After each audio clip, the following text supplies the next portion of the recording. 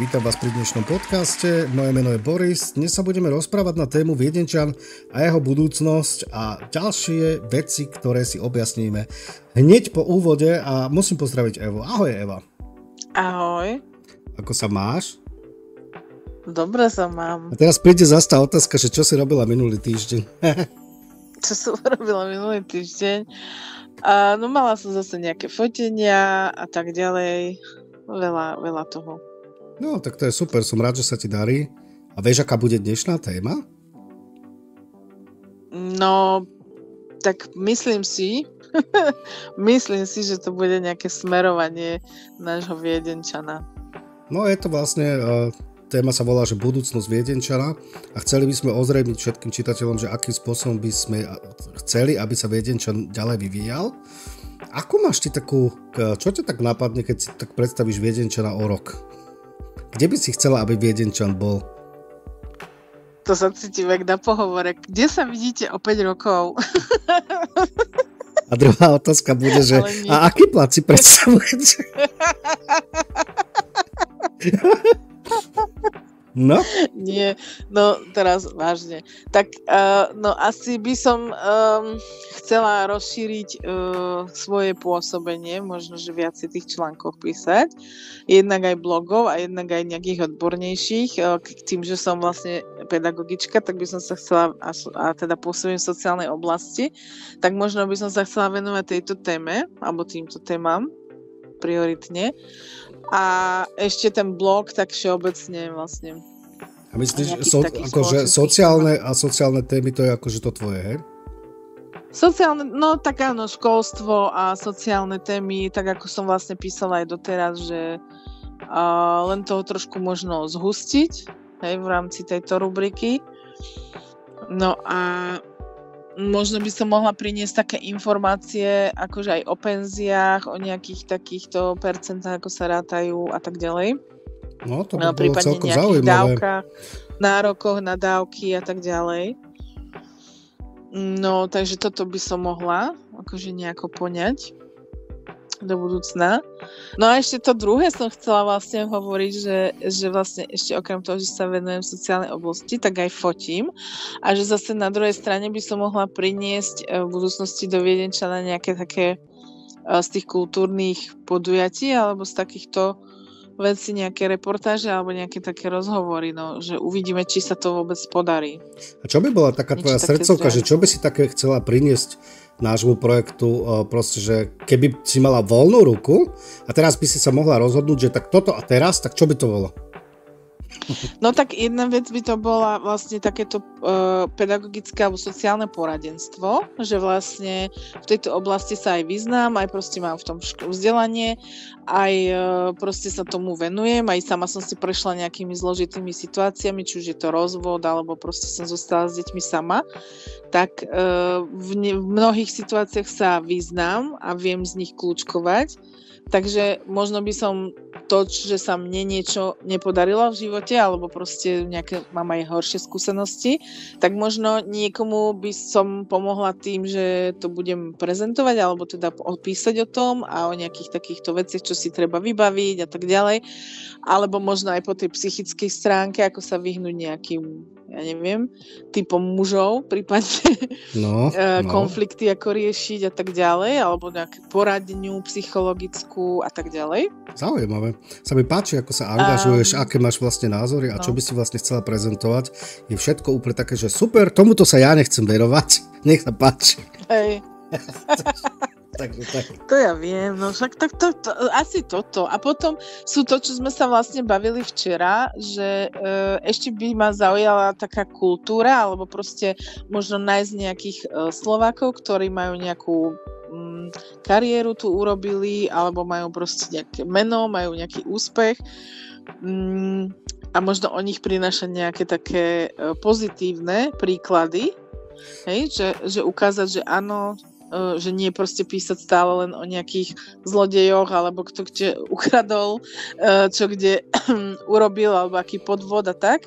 Presne tak, milí posluchači, toto plánujeme naozaj zmeniť. Nebudeme písať len o podvodoch a o tom, ako Slováci kradli. niekde v Pandorfe, tak to určite nie, ale budeme sa venovať aj úspešným Slovákom a už sa na tom aj pracuje pomaly, takže Eva, dobre na to ideš. Takže takto, no. To je tak skrátke, že čo by som v budúcnosti, ak sa nám bude dariť a ak proste sa tá redakcia rozšíri a je to pôsobenie, tak toto sú dve oblasti, ktorým viem akože naozaj prispievať pravidelne potom. Ja som dokonca už dostal aj pár tipov na to, že s ktorými ľuďmi by sa mohol taký podcast urobiť. Teda myslím tých úspešných, čiže ich plánujem potom niekedy v budúcnosti kontaktovať a naozaj by sme mohli buď teda formou podcastu alebo nejaké interviews urobiť, proste články. No. A čo hovoríš na to, keď sme to už troška tak do toho zabrdli, aký je tvoj postoj k bulvárnejším témam o slovenskej komunite vo Viedni, pretože tie robia veľký rozruch a ľudia o tom píšu, teda niektorí sa tak vyjadrujú, že prečo to robíme, že to nemáme kvázi zapotreby, ako povedala jedna pani. Ale ja si myslím, že bulvárne témy majú tiež priestor v našom denníku. No ja si myslím, že zdravá kombinácia všetkého, aj informatívne, aj trochu človek proste je zahlcovaný aj tak veľmi veľa negatívnymi informáciami, všelijakými ťažkými témami, hej, či už spoločensky, aj keď si pozriete nejaké slovenské noviny, tak väčšinou sú to proste témy, ktoré sú závažné, hej, ktoré proste odzrkadľujú tú spoločenskú situáciu a na druhej strane človek si chce aj trochu oddychnúť a vypustiť hlavu a možno si prečítať aj niečo uvoľnenejšie, aj niečo proste vtipnejšie alebo proste niečo aj takéto, takže si myslím, že zdravá kombinácia toho, že áno, informovať, áno, prinášať aj vážne informácie, ale si myslím, že nejaká spoločenská rubrika nie je nikde zlá. Hej, určite. Ja si zase myslím, že my neprinášame taký ten extra bulvár, ako to robia ostatné, povedzme, slovenské bulvárne denníky, ktoré sa koncentrujú na celebrity a proste prinášajú totálne blbosti. My sa koncentrujeme, teda my prinášame soft bulvár, sa to volá. A vlastne to sú také zaujímavosti zo života Slovákov v Rakúsku napríklad. A prináša nám to vlastne dosť veľkú čítanosť. Čiže my sme komerčné médium, prečo by sme to nevyužili? Respektíve, prečo by sme čitateľom nepriniesli aj takéto informácie, keď je po nich záujem. To je jasné, však zase nebudeme tu nejaké celebrity rozoberať alebo proste nejaké fakt, že nevhodné veci. To zase nie, to asi všetci máme morálku tak vysoko, že by sme sa k tomu neznížili.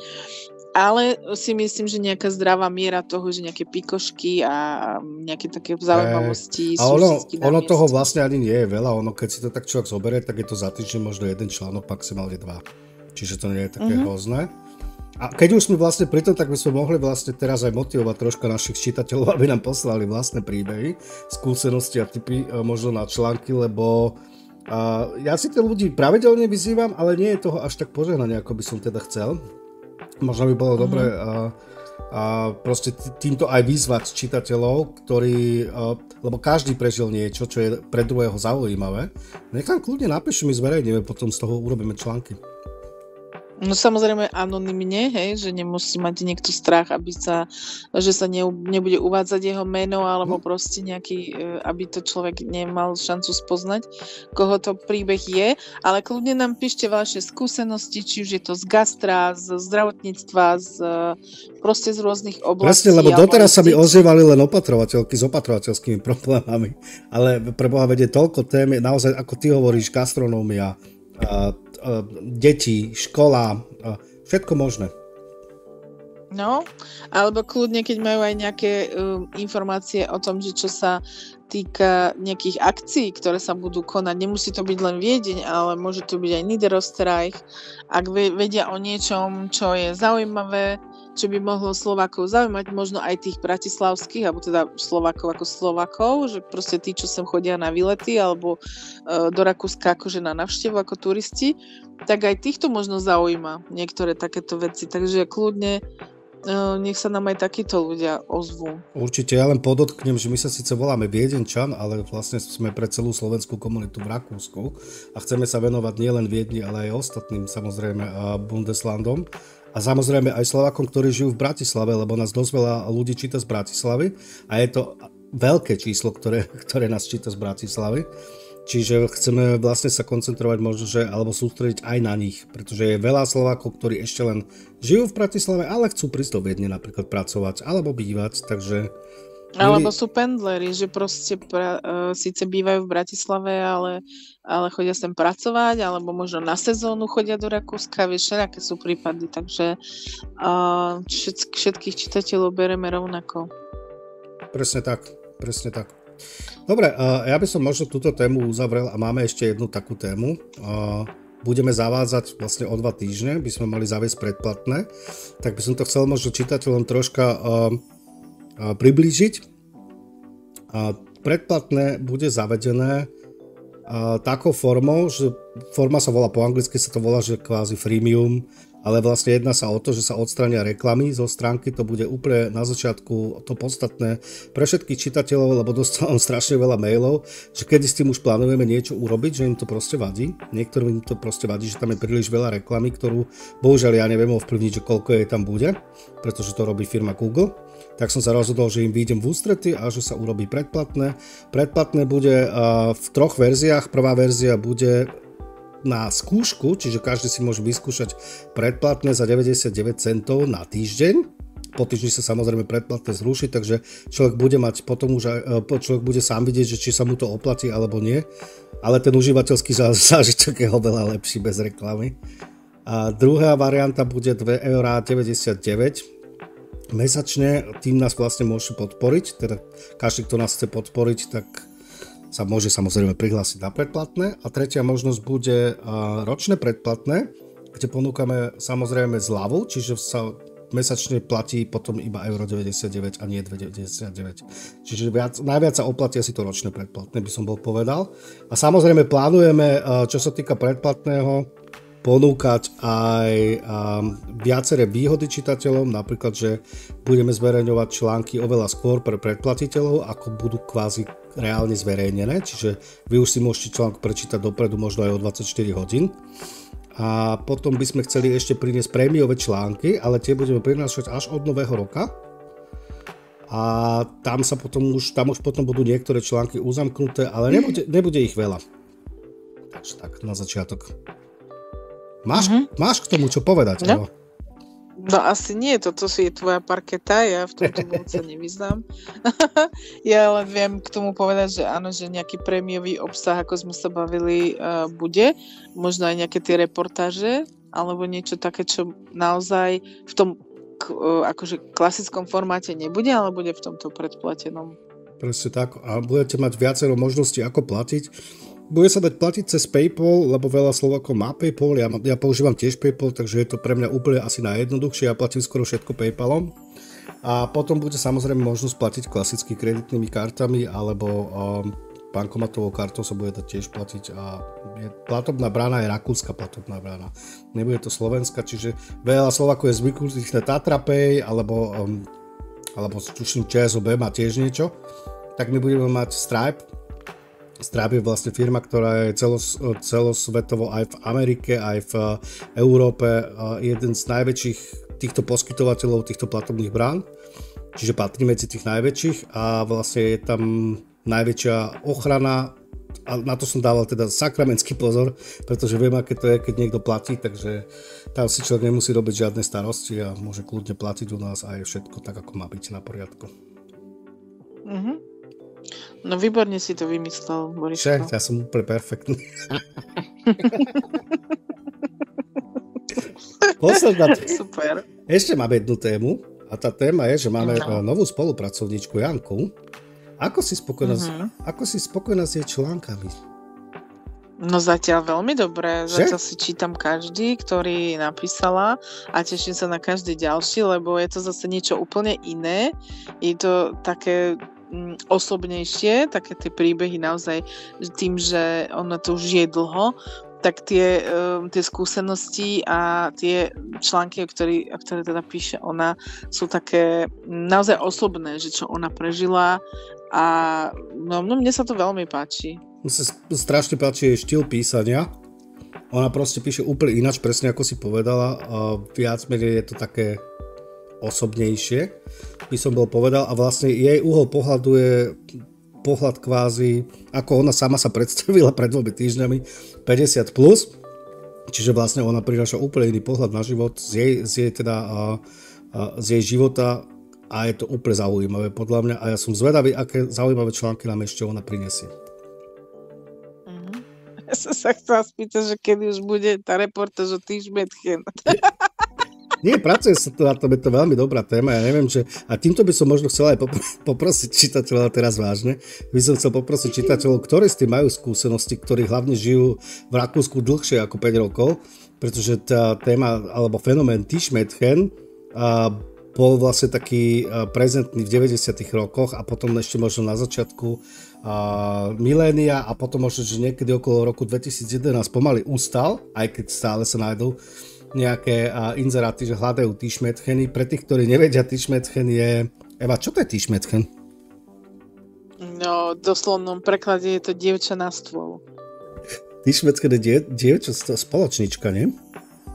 Keby si to mala tak voľne... Hej, že vlastne, áno. Spoločnička pri stole. Aha, a bolo veľa takých spoločníčiek, ktoré boli z východnej Európy, ešte kedysi v 90. rokoch, hlavne z Bulharska, Rumunska a bohužiaľ aj zo Slovenska, a bolo ich veľa, teda tých prípadov, čo som ja počul. Preto si myslím, že táto téma je veľmi zaujímavá a túto tému určite prinesieme niekedy v najbližších týždňoch. Bude sa volať, že fenomén Tischmetchen. Tam sa dozviete potom viac informácií o tom, že o čo sa jednalo. A tak niektorí to majú, niektorí majú podľa mňa to o tom počuli, alebo to aj videli, alebo sa s tým stretli. A niektorí to mali v popise práce a tí by nás zaujímali, ktorí sa s tým stretli, že keby sa nám niekto vedel ozvať, že by sme ho troška vyspovedali, tak to by bolo úplne úžasné do toho konceptu. No ja som sa s tým niekedy stretla ešte na začiatku, vlastne keď som robila v gastre, ja som robila v takej kaviarni u Srbov. A viem, že som raz bola, som išla do takého lokálu, lebo ma to zaujímalo a nejaké kamošky, lebo to nebol taký lokál, že iba sa tam chlastalo, ale to bola nejaká diskotéka. No a tam pracovali dievčatá aj Slovenky, aj Maďarky, aj neviem, to všetko. Pracovali ako Tischmetchen, no. A s tým som sa stretla vtedy a malo to také zvláštne meno, hej, že niektorí tvrdili, že sú to pomaly prostitútky a niektorí ho tvrdili, že nie, že sex je zakázaný a že vôbec to akože do tejto roviny nesklza, vraj, že to majú zakázané a ja neviem teda, čo je pravda, či to iba akože sa báli, že niekto zavolá políciu a prezentovali to tak ako slušné. Hej, akože tie baby, že proste si len tak privyrábajú tým pitím tých nápojov. No a ale neviem k tomu viac povedať. No keby sa niekto ozval, kto sa s tým naozaj reálne stretol, tak to by bolo super. Samozrejme anonymne a neviem, tak by bolo super o tom nejakú reportážu robiť. Toto tému sa naozaj budeme zaoberať. Ja už jednu osobu mám, ktorá možno niečo povie niekedy, ale to je taký beh na dlhé trate, len týmto vám chceme, milí čitatelia, ukázať aj to, že vlastne my prinášame vlastné témy. Že nekopírujeme nejaké druhé weby, ale proste snažíme sa prinášať vlastné témy, vlastný obsah, aj keď sú možno niektoré témy kontroverzné ako táto, ale podľa mňa sú veľmi zaujímavé a vedia obohatiť proste čitateľov tým, čo prinášajú. To je tak je to už trošku taká investigatíva, vieš, zase. Ja, áno, lebo musíš robiť rešerše. Ja som minule si robil rešerše na túto tému a zistil som, že vlastne kvôli týmto Tischmetchenom sa museli dokonca meniť zákony rakúske. Ale to potom. Zase nemôžem všetko povedať, lebo potom by som všetko prezradil a už by si to nikto nemusel čítať. A ešte toto, vieš, ešte som chcela prebrať, že vlastne včera si ma nakopol tým, že vlastne nejaká pani sa ozývala, že treba vybaviť nejaké veci po úradoch. Takže keď naši čitatelia majú takúto požiadavku, že potrebujú niekoho, kto s nimi na ten úrad pôjde, tak ja mám momentálne dosť veľa času a dosť sa aj vyznám, takže ja som ochotná za nejakú finančnú malú odmenu s nimi tieto veci vybaviť. 2000 eur. Nie, ja si myslím, že aj ty, ale zase na druhej strane aj Janka má podľa mňa niekedy aj viac času, tak možno, že aj ona by vedela pomôcť, takže týmto... Lebo ja napríklad, mne sa strašne veľa ľudí ozýva, ale ja tým, že som strašne zaneprázdnený, lebo robím túto prácu ešte popri práci, čiže vlastne musím aj pracovať. Nestíham niekedy ani odpisovať na maily, ale teraz už to bude tak, že možno, že si niektoré veci prevezme Eva a niektoré veci možno aj Janka, čiže že možno, že sa vám už budú ľudia viac ozývať.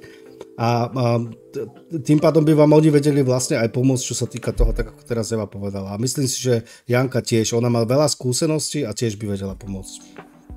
No vidíš, tak vlastne obidve by sme vedeli pomôcť s nejakými úradnými vecami. Samozrejme nie zadarmo, lebo asi chápete, že to stojí čas a energiu a tiež musíme do toho niečo investovať.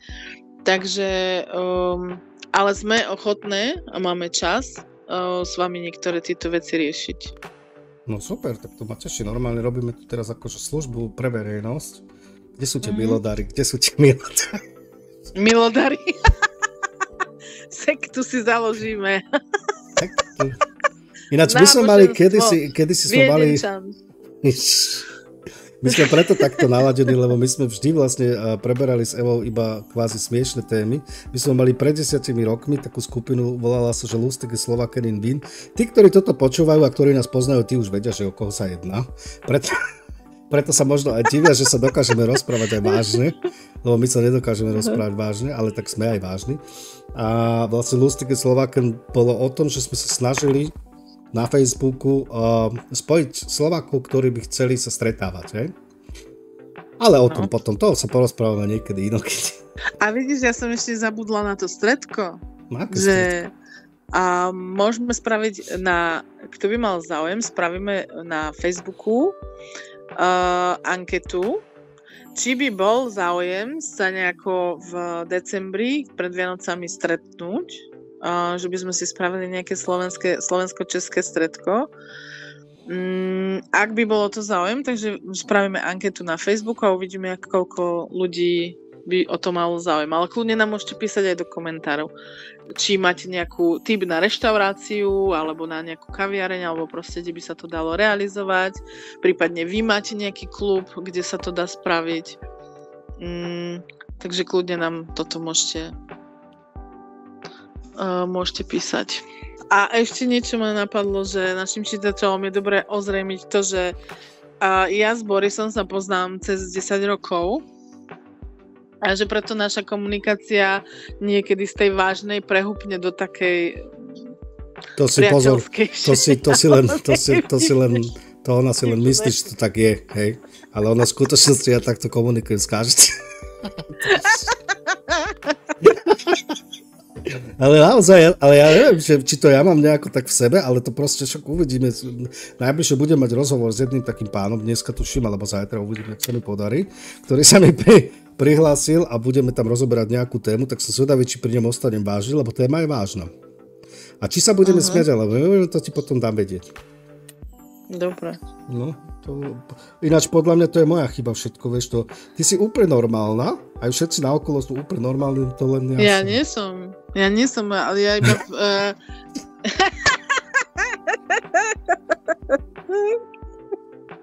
Nie si, dobre. Ja nie som normálna, iba sa tak tvárim a pri tebe sa môžem uvoľniť vždycky, no. To je tým. Pozor, to je zakázané uvoľnenie. Sme použili hokejovú terminológiu a s ňou aj skončíme tento podcast. Dobre. Lebo toto je naozaj prvý podcast, kde sme sa uvoľnili. A keď budete... Ale to sme sa ešte nie do takej našej miery. No to nie, ale to keby, že sa uvoľníme, to by oni podľa mňa automaticky by sme mali, že dneska máme 4100, neviem koľko užívateľov, potom podcaste už len či followerov a potom 2000 a potom ešte ďalší podcast a bude 0 a nakoniec budeme musieť my ľuďom platiť, aby nás vôbec počúvali. Ježiš. Ale môžeme niekedy by sme mohli spraviť aj s Jankou, lebo aj Janka, ty keď ju spoznáš, lebo si s ňou ešte netelefonoval a keď si budeš telefonovať, tak uvidíš, že ona je tiež takto naladená. Preto sa mi strašne páči, že je s nami. Aj keď vlastne, Dobre. ja na vek úplne nekladnem žiadny dôraz, lebo však mne je to jedno, či má človek 16 rokov, alebo 90. Sorry, Janka, nemyslel som, že ty máš 90 rokov. Was ist los? Tohto, moja dcera mi niečo vykladá. Meine dcera. Dobre, idem. Meine dcera. No, ale my musíme skočiť ešte normálne. Ja by som sa chcel všetkým posluchačom poďakovať za to, že nás dokázali počúvať až doteraz, lebo povedali sme aj veľa takých vecí, ktoré sme vôbec ani... Možno ich vystrihneme, uvidíme. Neplánovať, ale nevystrihuj nič. Keď sa vám bude stať, že tento podcast je úplne normálny, tak sme všetko vystrihli.